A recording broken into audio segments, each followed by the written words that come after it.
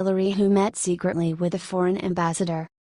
So with all this infinite talk of fake Trump-Russia conspiracy theories, how ironic is it that there is smoking gun proof that it was the Hillary campaign that secretly met with a foreign government official pre-election?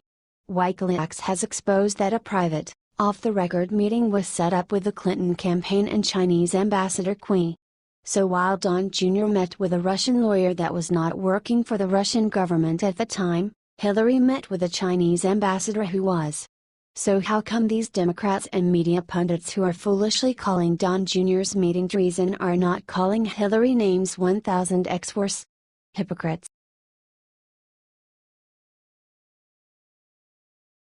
At slain cop's funeral, NIPT boss brings cops to their feet with one question for anti-cop protesters. During the funeral for slain NIPT officer Mayazotis Familia on Tuesday, NIPT Commissioner James O'Neill delivered an emotional eulogy to a captivated audience and challenged anti-cop protesters. Familia, a single mother of 3, was assassinated by a deranged gunman, who shot her while she filled out paperwork in a police truck. So where were the demonstrations for this single mom, who cared for her elderly mother and her own 3 children? O'Neill asked, receiving a standing ovation from those in attendance. The NIPT commissioner went on to say there is pain and sorrow over Familia's death, but there is no outrage. Because Mayazotis was wearing a uniform? Because it was her job? I simply do not accept that, he added. Mayazotis was targeted, ambushed, and assassinated. She wasn't even given a chance to defend herself. That should matter to every single person who can hear my voice in New York City and beyond. O'Neill then asked the public to make a commitment to support your police, to work with us because as long as there is evil, Americans will need the police. To the men and women of the NIPT who bravely put on that uniform every day, and they do, it takes courage, and to all those who have come before us, thank you for your dedication, your leadership, and your powerful example, he concluded.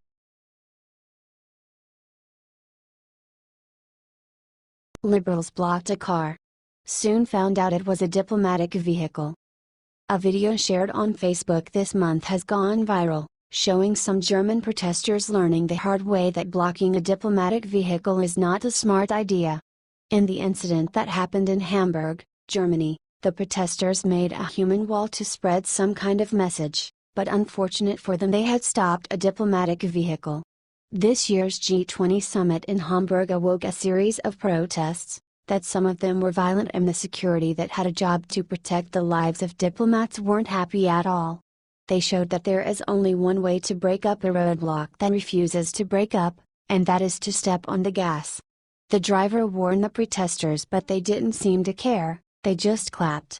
The driver lost his patience because the protesters didn't want to break up, so he ran the barricade and smashed one bicycle in the way. In the United States is the same story. The protesters who are blocking the streets are not that innocent, they are disturbing people's lives and sometimes that can be harmful. Please share this post on Facebook. I think the driver did the right thing. What is your opinion on this? Scroll down to comment below.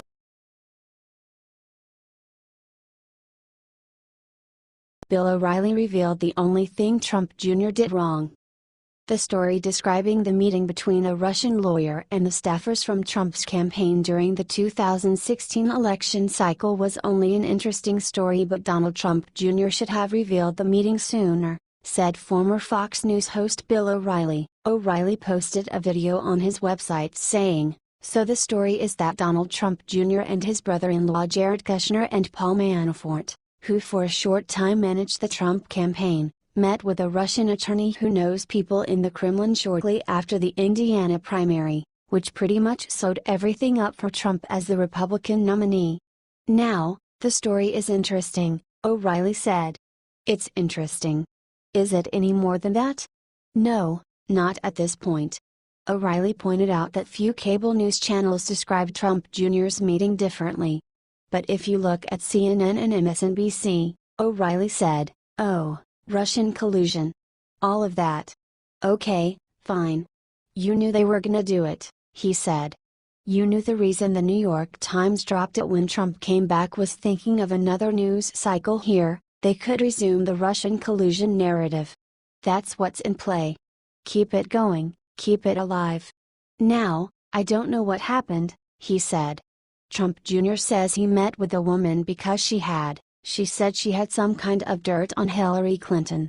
And so they met with her, and she didn't have anything, and they talked Russian adoption for 20 minutes, and everybody split. Okay, did that happen? He asked. Is that true? I have no blanking idea. That's what Trump Jr. says. He should have said it 3 months ago. You know, get it all out. Any Russian restaurant. Any Russian movie. Anything. Get it out. The New York Times published the story about Trump Jr.'s meeting Sunday, awaking some Trump critics to accuse Trump Jr. of committing treason. Since this story emerged, Trump Jr. hired a legal counsel and denied the allegations, saying that the meeting was only an effort to get opposition research, which all campaigns do. The meeting was uncovered when Kushner revised his declarations on a form required to gain security clearance. Kushner added previously unrevealed meetings, including the one with Trump Jr., Manafort and the Russian lawyer. Please share this post on Facebook if you agree with Bill O'Reilly. What is your opinion on this? Scroll down to comment below.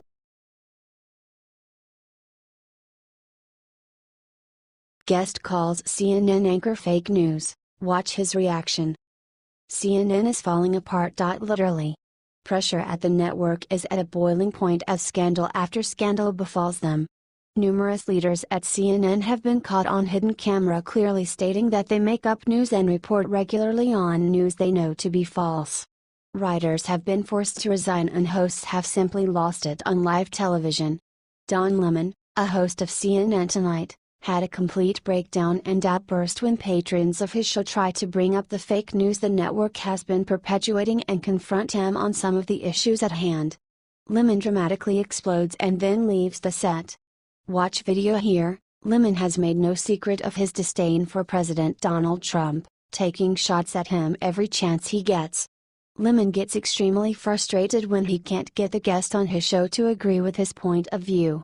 However, in June, Lemon argued that liberals and progressives are the least tolerant and most easily offended when it comes to political correctness.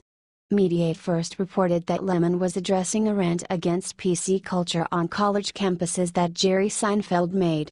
Lemon told listeners of Black America Web that people in America need to stop looking for reasons to be offended. The far-left liberal news host said, after almost 25 years in the news business, you know who is the most easily offended and the least tolerant? Liberals and progressive, because many of them don't really want to hear anyone else's opinion but their own, he continued. Here's a tip: if you only agree with people who hold your same political affiliation or who are of your particular race, gender or ethnicity, you are part of the political correctness run-amok problem. You are actually thwarting progress instead of advancing.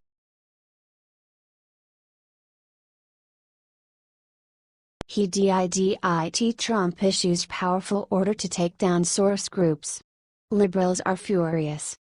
When your ultimate goal is the destruction of America, you cannot stand a patriot like President Trump. ProPublica, a George Soros-backed media organization, is in a panic after President Trump appointed Lee Francis Cisna to run the United States Citizenship and Immigration Services, USCIS, via Dennis Michael Lynch. The far-left media organization is attacking President Trump for enforcing existing immigration laws and appointing the first person with experience in immigration policy to head the USCIS. ProPublica is also expressing outrage over the order issued by President Trump, which instructs Immigration and Customs Enforcement, ICE, agents to do their jobs. In particular, the media group is troubled by an order issued by Matthew Albanese, the head of Enforcement and Removal Operations Division, instructing his 5,700 deportation officers to deport illegal immigrants. The memo reads, effective immediately, ERO officers will take enforcement action against all removable aliens encountered in the course of their duties. ProPublica is troubled that ICE is going beyond the original order issued by President Trump tasking immigration officials with rooting out criminal aliens. While illegal aliens with criminal records should be ICE's first priority, it is important to note that all illegal aliens have violated the law. George Soros is a megalomaniac billionaire who disguises himself as a caring progressive. The former Nazi and hedge fund director makes his money by betting against thriving economies before attempting to undermine them. Soros made his biggest score when he broke the Bank of England in 1992, generating over £1.5 billion, via The Independent. Now, George Soros is attempting to do the same thing in America. The hedge fund billionaire has made a $55 billion bet, or short, in the hopes that the American economy would fail. To further the destruction of America, Soros funds politicians and organizations that undermine the fabric of American society, via MarketWatch. This is why he spent over $10 million financing the Hillary Clinton election campaign and other anti-American propaganda networks like ProPublica. President Trump should launch an investigation into the nefarious habits of George Soros before the billionaire's bet can be realized. What do you think about this comment?